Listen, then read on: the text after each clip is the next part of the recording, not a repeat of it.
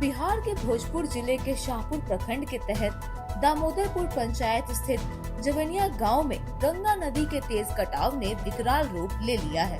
इस गांव के वार्ड संख्या 4 और 5 के करीब 150 से ज्यादा घर अब गंगा में समा चुके हैं। गांव की मिट्टी हर दिन खिसक रही है और गांव वालों के आशियाने गंगा के गर्भ में समाये जा रहे हैं। मीडिया रिपोर्ट्स के अनुसार हर रोज घर नदी में कटाव हो रहे हैं। अब लोग अपने गांव छोड़कर कहीं दूर बसने को मजबूर हैं। गंगा नदी के कटाव को देखने से ऐसा महसूस होता है कि आने वाले कुछ दिनों में जवनिया गांव केवल एक इतिहास बनकर ही रह जाएगा। यहाँ गंगा नदी उत्तर दिशा से गांव को काट रही है, जो अब गांव के दक्षिण दिशा के अंतिम छोर तक पहुंच गई है।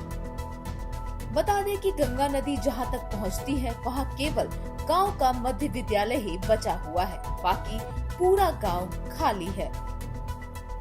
हालांकि बताया जा रहा है कि प्रशासन की तरफ से राहत कार्य चलाया जा रहा है। वर्तमान में गांव के सैकड़ों लोग तटबंधों पर बनाए गए टेंटों में रहने को मजबूर है।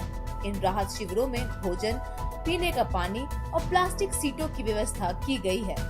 गांव में मातम की स्थिति है। बच्चों से लेकर बुजुर्ग तक बेसहारा हालत में रहने को मजबूर हैं। प्राप्त जानकारी के अनुसार गंगा के लगातार हो रहे कटाव के कारण गांव के कई ऐतिहासिक और धार्मिक स्थल भी नदी में समा चुके हैं।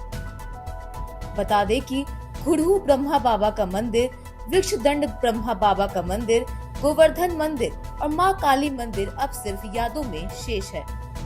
सिर्फ यही नहीं, नल जल योजना की पानी टंकी और विशाल वृक्ष भी कटाव की भेंट चढ़ चुके हैं। रिपोर्ट से बताया जा रहा है कि गंगा का जलस्तर अब खतरे के लाल निशान से थोड़ा नीचे आया है। हालांकि कटाव थमा नहीं है। प्रशासन की तरफ से राहत सामग्री भी पहुंचाई जा रही है।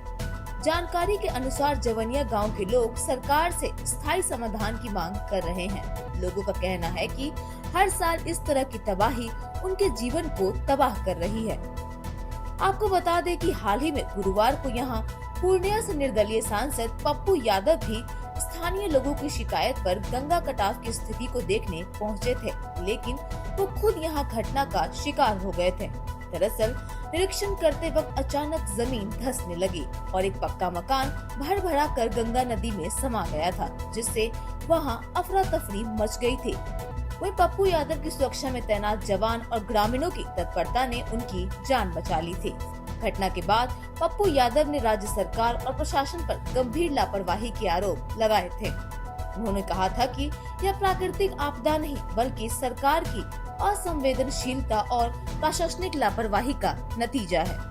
साफ है, गंगा कटाव की त्रासदी ने एक बार फिर यह साबित कर दिया है कि यह सिर्फ एक प्राकृतिक आपदा नहीं बल्कि मानवीय उपेक्षा और प्रशासनिक लापरवाही का परिणाम भी है। हर साल सैकड़ों परिवार उजड़ते हैं, खेत खलिहान गंगा में समा जाते हैं और जीवन की बुनियादी जरूरतें खतरे में पड़ जाती हैं। अगर अब भी सरकार और प्रशासन ने इस मुद्दे को गंभीरता से नहीं लिया तो आने वाले वर्षों में यह संकट और विकराल रूप ले सकता है। राहत सामग्री अस्थायी समाधान है, लेकिन जमीन, घर और भविष्य को बचाने के लिए अस्थायी और ठोस योजना की जरूरत है, ताकि प्रभावित लोगों को बार बार इस आपदा का शिकार न होना पड़े।